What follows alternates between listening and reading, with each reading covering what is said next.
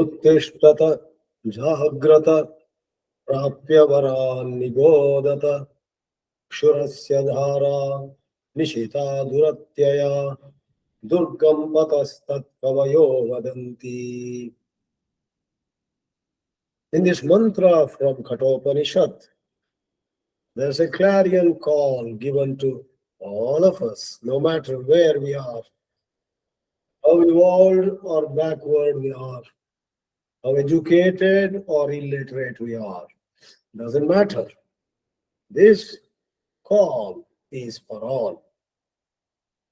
For 99% of us human beings are actually at this moment expressing maybe only 1% of our potential. We may have had some glorious time in this life earlier or in a previous life, but we don't know what happened. We came down. We started going down the slippery slope, and our heart is aching. Why am I not able to integrate myself, put myself together, and achieve the heights which are possible for me? A feeble voice speaks from within us. But then, day after day, we do the same mistakes and we do not really get better. Today's topic is about rising. Rising from a place where we had fallen. Figuratively, it is put as build your fallen house. Those of you who are familiar with Mankuthimana Kagga by D.V. Gundappa know that wonderful verse 474 in Kagga. First, I'll put it in English. It is in being able to raise what has fallen that every human being becomes a conqueror of death, says DVG. Doesn't the sky, by bringing down rains, clean the earth again and again? Doesn't a field, even after some crop is cut and taken away, bring forth another crop in a short while? In the light of all this, please, man, get up and rebuild the house that has fallen. Now I'll read the Kannada version, for half of you know Kannada here. Biddudanu nillipude narana mೃತ್ಯುಂಜಯತೆ ಶುದ್ಧಿಸದೆ ನವದರೆಯ ಮರ ಮರಳಿ ಮಳೆಯಿಂ ಗದ್ದೆ ಕೊಯ್ಲಾಗೆ ಮಗುಳ್ದದು ಬೆಳೆಯ ಕುಡದಿಹುದೆ ಬಿದ್ದ ಮನೆಯನ್ನು ಕಟ್ಟೋ ಮಂಕುತಿಮ್ಮ ಬಿದ್ದ ಮನೆಯನ್ನು ಕಟ್ಟೋ ಮಂಕುತಿಮ್ಮ जो मकान गिरा है उसको फिर से निर्माण करो, क्योंकि घर गिरा है रोते मत बैठो, निष्क्रिय मत बन जाओ, get active, build it again. It's a powerful motivational couplet from D.V. Gundappa. And I would like to say that what DVG says over there is not just some theoretical wisdom put in poetic grandeur. It is a practical possibility. At a time, all that you and I have to do is a couple of adjustments in the way we live. Philosophy is not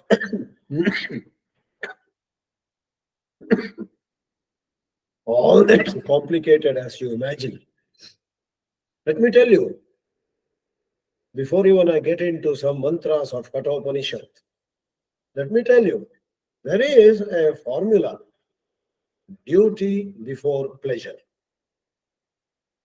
99% of human beings, suppose, carefully follow this principle, duty before pleasure, they will rise from the fallen state.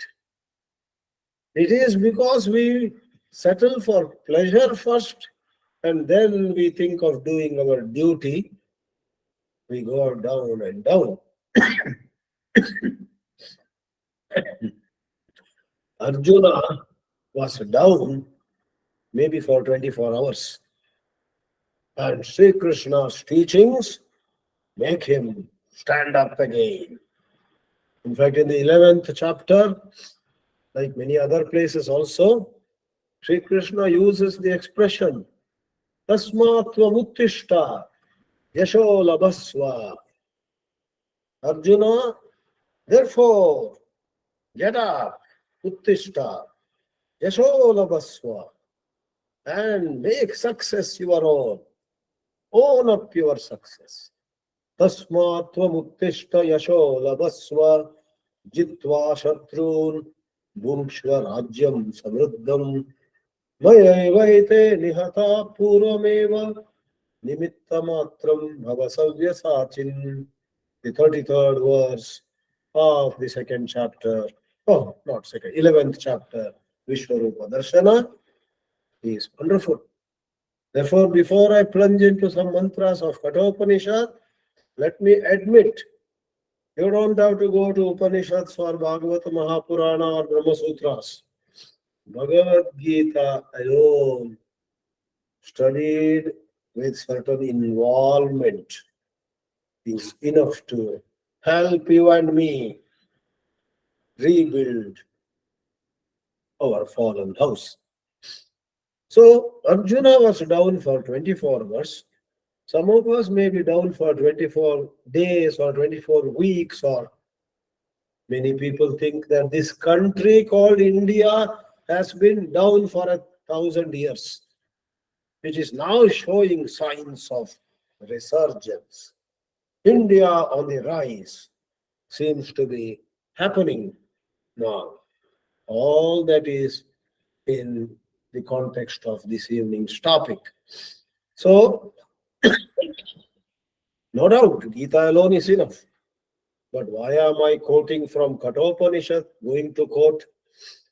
Because there are many speakers on Gita and there are not so many on the Upanishads. Therefore, I, where possible, prefer to pitch in, because we need to carry on the heritage of both Bhagavad Gita and the Upanishads. They are mutually supportive. Gita get enriched by a little study of Upanishads.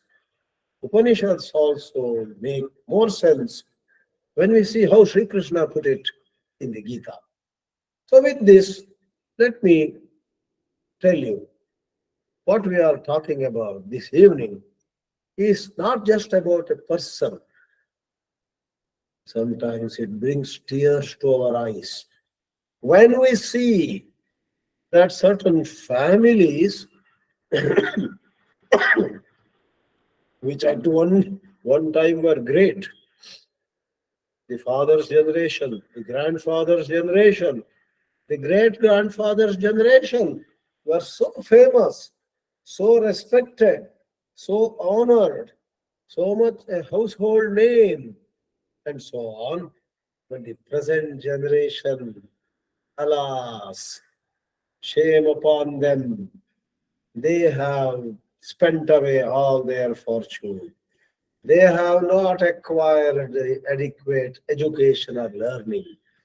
What is worse, in some families you find the sons and daughters are into many bad habits, drinking and smoking and drugs, and not to mention more vicious ways of living. Anybody would say, what a pity these people had inherited such wealth, such a background. But what are we seeing today? That is what happens. It is a fallen house. At one time it was a vibrant palace. Today it is a dilapidated structure. Not only physically, the house I mean, but their life, the way they are living. They have made fools of themselves. They have turned themselves into despicable creatures. Alas, you and I, looking at them, get tears in our eyes. Now, is there hope for such people? Or if you and I have reduced to a very small life, is there hope for us to again rise? In certain Western countries, there is something called phoenix. The bird phoenix gets into fire. Everybody thinks the story of this bird phoenix is over. This bird phoenix is dead, is turned to ashes because we saw it entering fire. But no, in this mythological bird, this phoenix rises again from the flames, and people are shocked, astonished. How come this bird has come out of the rising flames? The phoenix has not only come out from the fire, but is more shining, more resplendent. How come? That is phoenix. You and I can be like that phoenix. We have to perceive the phoenix in ourselves and bring ourselves up. So, the very first chapter of Kathopanishad, the third Valli, 14th mantra, has this Uttishtata, Jagrata, Prapya Varan, Nibodhata. Vivekananda took it and modified it. Arise, awake, and stop not till the goal is reached. That second part, stop not till the goal is reached, is a bit of a liberty taken by him, or he modified it to appeal more to probably younger people. Original mantra says, go to competent teachers and gain the highest wisdom. The wisdom that transforms you, that can change you. Now, please note, even though Upanishads are primarily regarded as a source of Brahma Vidya, that wisdom which gives you the ultimate realization, that wisdom that brings about a quantum leap in you, that wisdom which takes you from time to the timeless, from space to beyond space, from causation to the uncaused, ever uncaused, neither cause nor effect, something which is beyond causation. So something beyond, something metaphysical, something unthinkable. Yes, Upanishads are known for that highest wisdom. But the Upanishads do have quite a lot of such material that can help you and me take a deep breath and think about our life and see clearly where we went wrong and then change the direction. Change the direction. You don't have to even work harder. Shankaracharya in a certain place in Gita Bhashya says, he uses an expression, samane api ayase. Ayasa. Ayasa there means the hard work needed. The hard work needed to go down the slippery slope or to go up the path of rise is the same. To go down the slippery slope, you need to be foolish. To go up the path of rise, you need to be wise. When you are wise, with the same energy that you are spending in wrong directions, you will be able to rise higher and higher. Every day you are a better person and you yourself will feel it. You will feel the energy rising in you. It's not the energy that is needed to lift a heavy weight. It is the energy to take right decisions, to say no at the right places, to say yes at the right places. It is the energy to love, to forgive. It's the energy to overcome barriers, outer barriers, and more importantly, inner barriers. It is the energy to do important things first and less important things later. So that kind of sattvic, intelligent energy will come inside you and you will feel it. People will feel it. People will ask you, at last there is some change in you. Oh dear, will mention. So we are going to talk about how Kathopanishad gives to us certain tips. So not only metaphysics, but such wisdom that can rebuild your personality. व्यक्तित्व निर्माण, व्यक्तित्व का नव निर्माण, फिर से निर्माण, again build. That is possible. It's in Kathopanishad that Sri Yamaraja praises, compliments Nachiketa. What is there to compliment Nachiketa?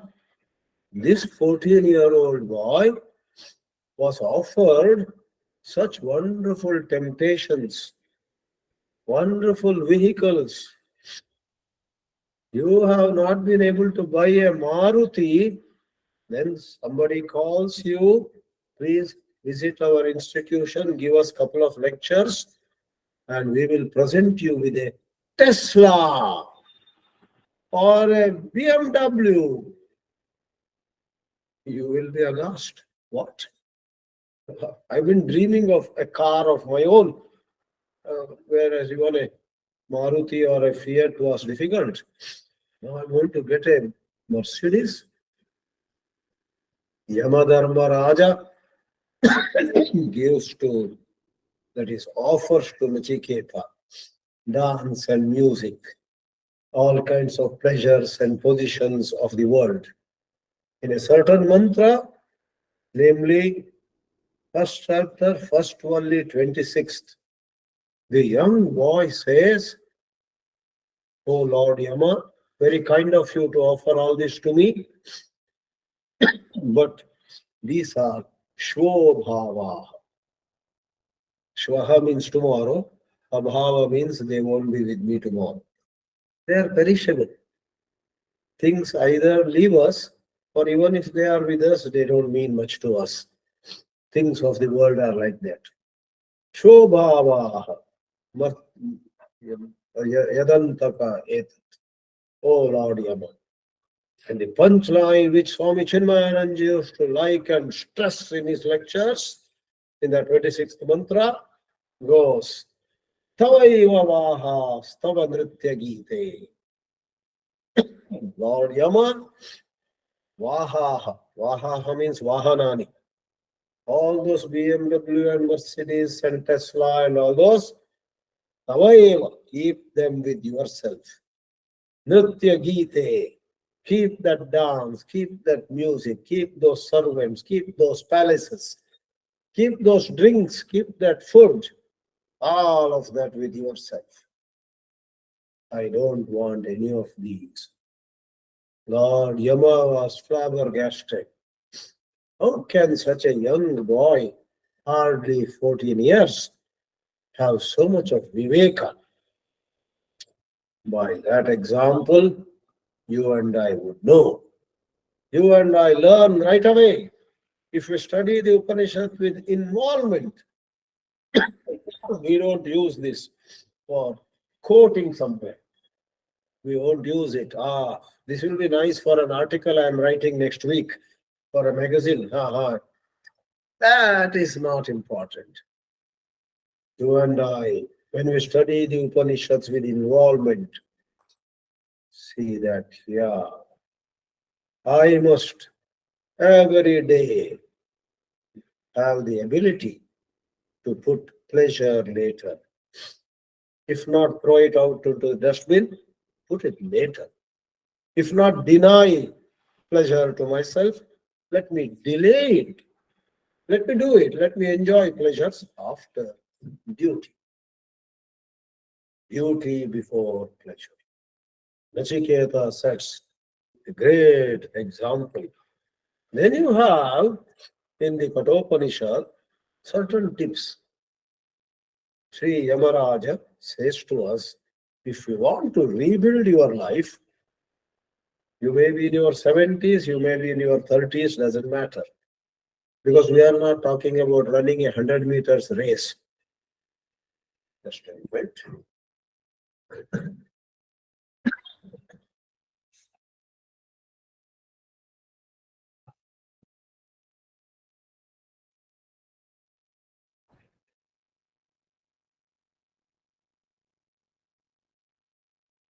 Please don't imagine that I am already 74. How will I rebuild my home? We are not preparing you to run a 200 meters race.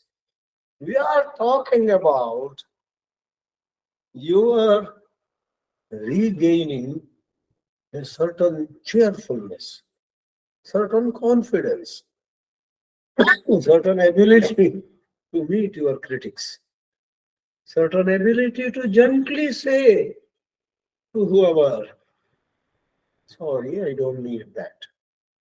Or assert, can you please get me this? So it is all about an inner integration, finding strength in ourselves to say what we want to say and to keep quiet where we should not say anything. So anybody will be able to use this. So in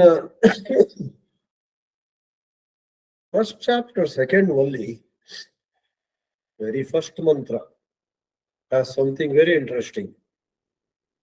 And that is a universal law that Kathopanishad had given thousands of years ago. The great concept of Shreya and Preya. Anyat Shreyaha Anyadutaiva Preyaha Te Ubhe Nanarthe Purusham Sinitaha Tayo Shreyaha Adadanasya Sadhu Bhavati Diyate Arthad Yau Preyo Vranite. There are two options every now and then. Very many times we got to choose between what is good, which may be a bit uncomfortable or inconvenient, and what is pleasing, but down the road is not good. What Robert Frost called the road less traveled and the road very much traveled. Yesterday, I think it was, I was coming by an Indigo flight from Ayodhya to Mumbai. And you know, there is a ramp that you climb to board the aeroplane after going by shuttle bus to the flight. I could not but smile. They took this line, the road less traveled, and changed it. The ramp much traveled.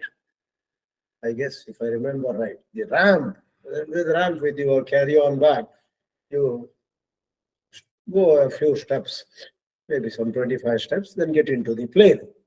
The road less traveled, somebody modified. The ramp, much traveled. Meaning, Indigo is doing well. Lot of people are coming, flying by Indigo, and this ramp, so many people from south and north, from east and west, from center and everywhere are opting for Indigo. Some creative advertisement guy or lady had formed that expression, the ramp much traveled, much walked. But Robert Frost, in his poem, wrote, the road less traveled. Shreyaha is the road less traveled. 99% people go for prayer. Even though the body has had enough of rest, 99% people in the morning say, oh, let me sleep another 20 minutes, and then they sleep 2 hours more. Shiva Shiva. Whereas the 1% who have trained themselves slowly over the years, even if they need a little more rest, they say, I think I have had enough rest. It's time to get up. In case my body needs much rest, later on I will make up a little bit. Let me get up. They get up. So to get up early and get going with the day's things to do is the road less traveled. To go on sleeping is the road more traveled. Shreyascha preyascha purusham sinitaha. And the punchline is, of the two, Shreyaha adadanasya sadhuvod. He rises. Whereas Preya yo granite, who chooses always the path of the pleasant, arthat diyate. Artha means purushartha. Somebody was all set to earn wealth, artha. Somebody was all set to enjoy something, kama. Somebody was all set to enjoy some dharma, punya. And somebody was even set to get liberation. Artha, kama, dharma, moksha, these are the purusharthas. No purushartha will come to the person who is again and again opting for the path of the pleasant. Therefore, these are not just for poetry. We must quickly look at ourselves. Nobody is asking us to suddenly become Vivekananda tomorrow morning. Nobody is asking us to become Narendra Modi tomorrow morning, who has not taken a single day of leave in the last 10 years. And every day we find him working hard, crossing major milestones, winning the hearts of large numbers of people. Yesterday, I guess, he went into the depth of the ocean near Dwarka in Gujarat, and going to the depth of the ocean with special gear and so on, mask and all that, oxygen cylinder and all that. He actually, most of you have seen the video, did pranam to the ancient city of Dwarka in the depth of the ocean over there. It got submerged. The city of Dwarka, where Sri Krishna ruled for some time, had got submerged. And our Prime Minister went, did namaskar, and spoke a few words which are very elevating. So you and I don't have to become Narendra Modi overnight. But the management trainer Rajiv Talreja says, to say Rome was not built in a day is not correct statement. And what is the correct statement? Rome was built every day. So we need to build our house by acting rightly every day. In fact, in that same section, first chapter, second valley, the fifth mantra has a severe condemnation of those who have lost their heads. They don't think. They don't do some viveka and then decide to do the right thing. They just follow whatever others are doing. About them, Kathopanishad says, Andena niyamanaha yatha andaha. Kathopanishad is supposed to be thousands of years old. Probably this expression later on spread all over the world. The blind leading the blind. Andhena niyamanaha yatha andaha.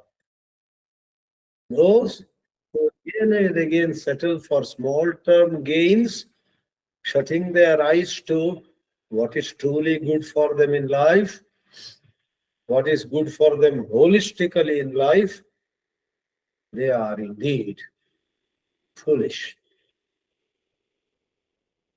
They are blind, and the people whom they follow are also blind. It's a case of blind leading the blind. Therefore, Kathopanishad gives such simple moral instructions. When we draw from Kathopanishad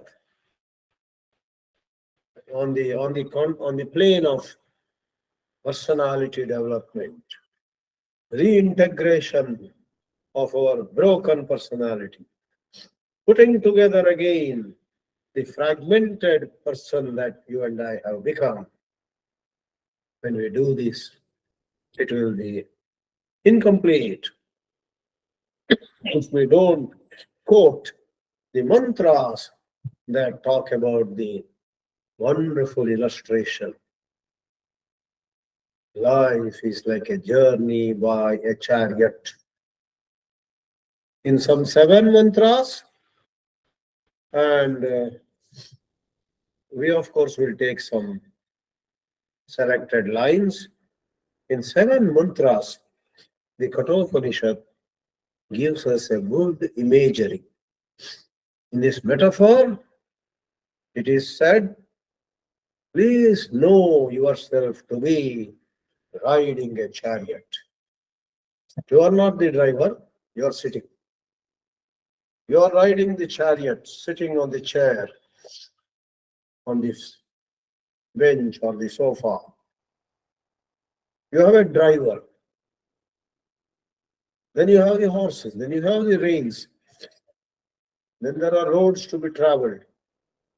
Atmanam rathinam viddhi, shariram rathamevatu, buddhim tu sarathim viddhi, mana pragrahamevacha, indriyani hayanahu, vishayan steju, gocharan, atmendriya manoyuktam, bhoktetyahur manishinaha. In 2 mantras, the metaphor is completed. But what you draw from this metaphor is given in some more mantras. So, what is the metaphor? You are sitting on a majestic chair on the chariot, and there is a sarathi. The words to be underlined in this mantras is buddhim tu sarathim viddhi.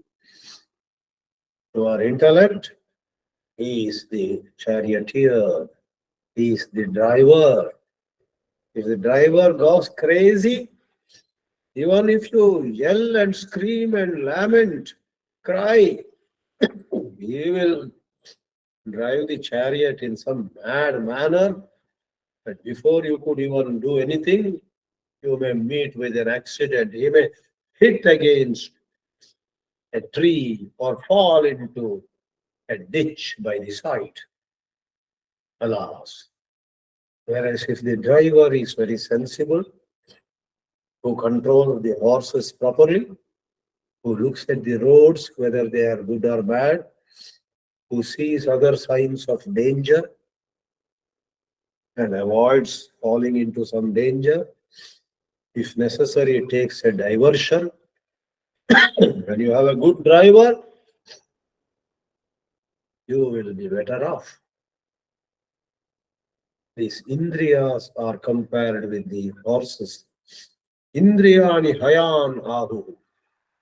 I must tell you that practically speaking, already I said, buddhim tu sarathim viddhi is the line to be underlined. But indriya sanyama is more important. than the so-called educating the intellect. A lot of us educate the intellect by endlessly attending lectures or giving lectures or writing books or writing articles or advising Tom, Dick and Harry how they should live their life. We have educated our intellect enough. But when sense pleasures come before us and say to us, do you want to try me? A jalebi comes. You want to try me? You are at a birthday party. Happy birthday to you. Janmadinamidam Ai Priya Sakhe, etc. is sung. After singing that, the young lady cuts the cake, whose birthday it is, and gives a sizable big piece to you. You are diabetic. But you say, you know what? She is such a good friend of mine. For her sake, I will eat this. Rama Rama, you are not going to do a favor to her by taking that big piece. Even if you take it in your hand, have the viveka to go quietly to a distance and nobody is watching. Take just a pinch and give it to some child, to somebody else. If you have the will, there are many ways to avoid sweets. You don't have to say, it was a special day, it was her birthday, it was this, that. All that is excuse.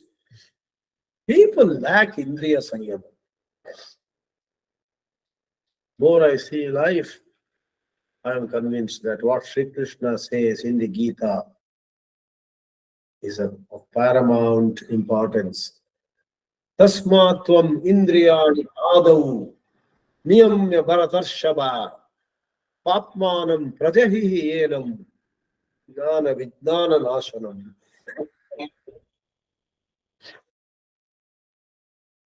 Arjuna, above all and before everything else, control your indriyas. These indriyas, we don't know how, have gained such autonomy.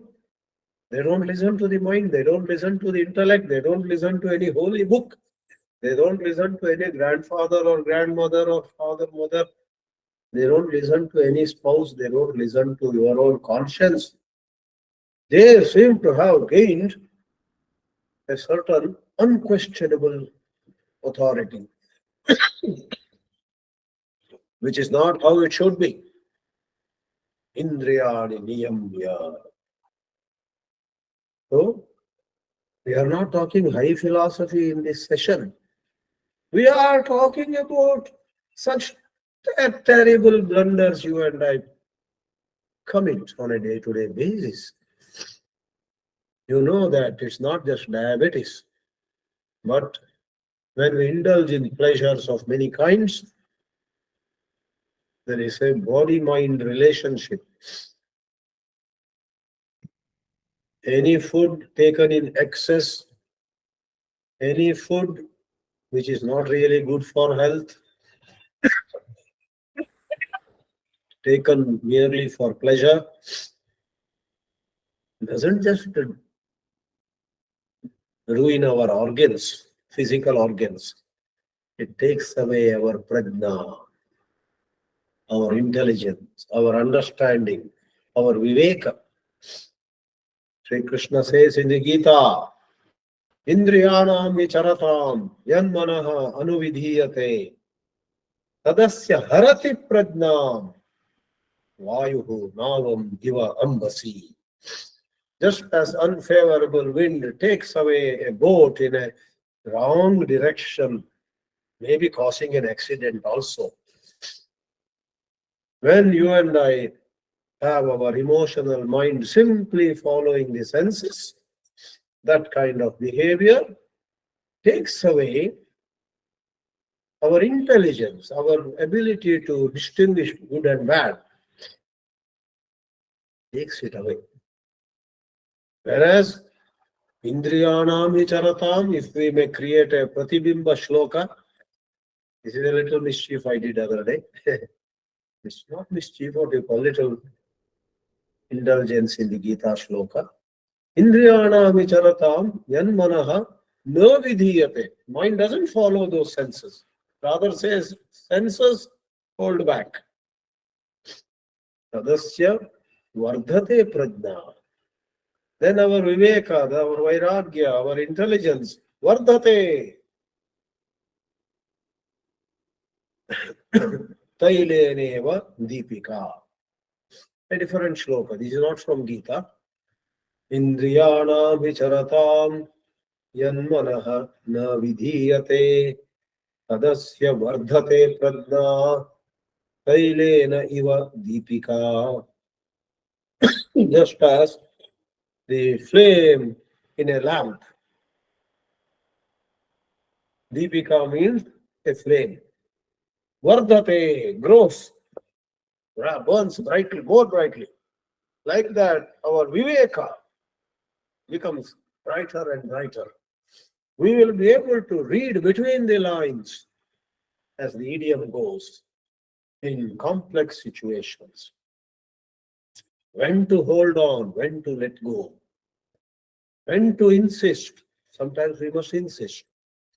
When to just say, do whatever you like. When to forgive. Sometimes we must forgive. When to say, no, I cannot compromise and I will not let you do what you are planning to do. And if you do, I will not keep quiet. You will have to pay for what you did.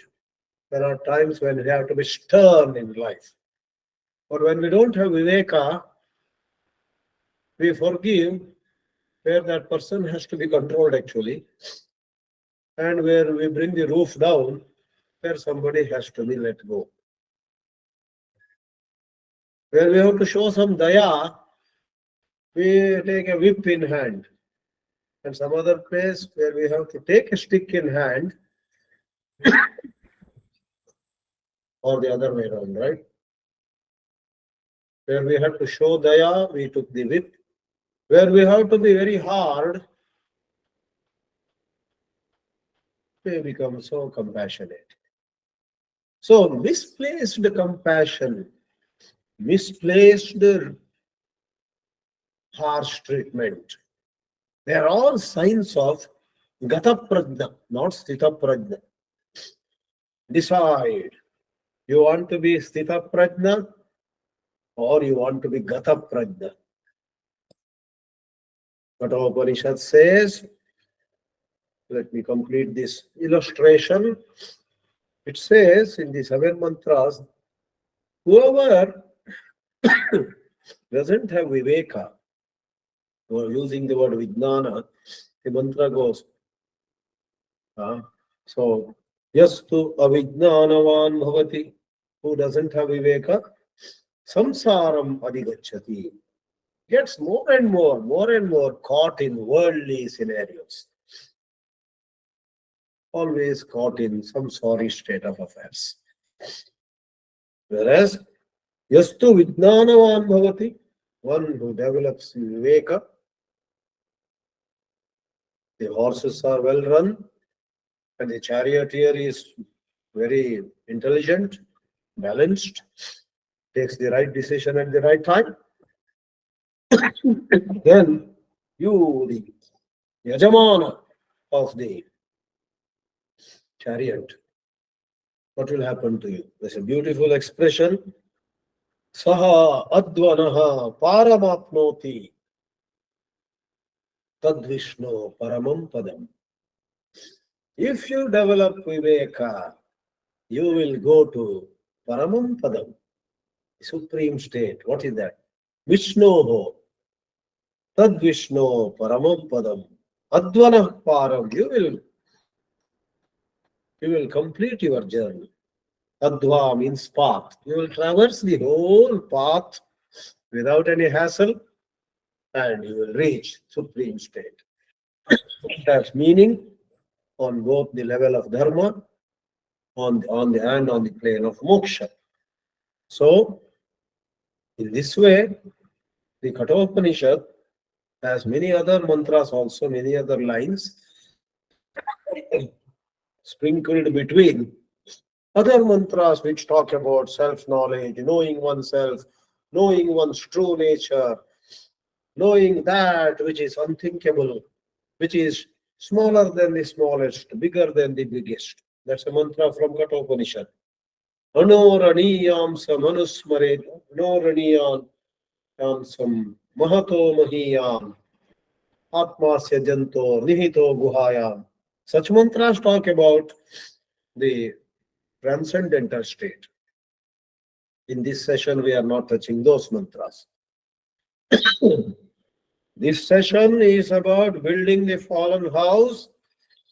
This session is about bringing our life onto track, right track. If we have been telling lies, better not say lie anymore. If we have been indulging in some illicit pleasure, stop that. If you have been doing some financial deceit, stop it. In money, in pleasure, in relationships, in speech, in sleep, in many things. Don't think you cannot change. You can change. Study scriptures, study Gita, study Upanishad for your own sake, for your own inner change. Writing an exam and getting some certificate in Upanishad or Gita is different. You may do it, we don't say don't do it, but give importance to that self-development. And then comes the stage where the self, the little self, which has been brought back to the track, can be discovered to be not real. The pure self then emerges. From a fallen self, you got to arrive at a transformed personality, having moral strength, having Atma Bala, and having arrived there, you are poised to realize the highest truth. This evening's topic is not just about becoming strong, becoming confident. There are so many facets to it. If I may mention one more facet, lot of people may be rich, may be powerful, may be very educated, may have written books, may have traveled to many countries, may be having a nice social standing, but they have various complexes. Certain topics they don't want to talk about. Certain people they don't want to see also. Certain places they avoid. Like Wali had to avoid that Rishyamukha Parvata. If Wali went to Rishyamukha Parvata, I think there was some curse that he would die also. For a lot of people in this world, in spite of the great image they have in the society, in reality, their life is not as transparent and not as open, as not as plain, straight as people from a distance would imagine. They are swallowing insults. They are putting up with certain embarrassing situations, not so much because of others, but because they have not opened up. They are living in various kinds of psychological complexes. They are tiger outside, but a cat inside their house. As in Hindi they say, Ghar mein billi, bahar sher. Then some others are Ghar mein sher, bahar billi. All kinds of dual personalities. That is not good. Build your fallen house is about being free from complexes. being open, being straightforward. That doesn't mean you need to be arrogant or you need to be rough and you need to be rude. No, without being rude, without being rough, you can be free from complexes. Being open, being transparent, setting your house in order doesn't mean you take a drum and beat the drum and go on the streets of your town saying, "Oh, I must let you know I stole 1,000 rupees last week from somebody." There's no need. Who asked you? Being free from complex, being free from guilt, being free from shame, etc. means you have accepted your past with no regrets. If need be, you will admit it before whoever needs to know it. But if there is no need, you keep quiet. So be clear about what is setting house in order. Be clear about what it is to open up. And open up you must. But whether everybody should know some mistakes you had committed a week before or 10 years before, doesn't matter. That depends on situations. But you have come to terms with your past. You are looking up to a wonderful future. You have no hatred against anybody. You have no revenge to take against anybody. You don't want to fall down at somebody's feet. None of those. You have a clear, plain mind. You are not unduly defending yourself. So the facets of a clean mind, a pure mind, a mind free from conflict have to be understood by a careful self-examination. I used a few lines from the Kathopanishads as examples. In Kata, in Mundaka, in Gita, sometimes even just one chapter of Gita, such as 15th or the 2nd. There are some chapters which are so comprehensive. Of course, on day-to-day living, I would not mind saying that the 18th chapter has plenty of guidance. The 18th chapter, which is the longest chapter of Bhagavad Gita, at the same time has maximum to say about how we may live in day-to-day life. Because it talks about tamasic way of living, rajasic way of living, and then a sattvic way of living. It talks about various options. Then we should choose. First we realize that I have been living tamasic way. If I have been living in a tamasic way, what is easily accessible is rajasic. You can't jump to sattvic right away. All right? Rise to rajasic. Then rise to sattvic. So let me not say more. As you know, my throat also is not very cooperative, but I'll spend some 7 or 8 minutes in answering some questions. Then I need to retire. Om Namo Bhagavate Vasudevaya.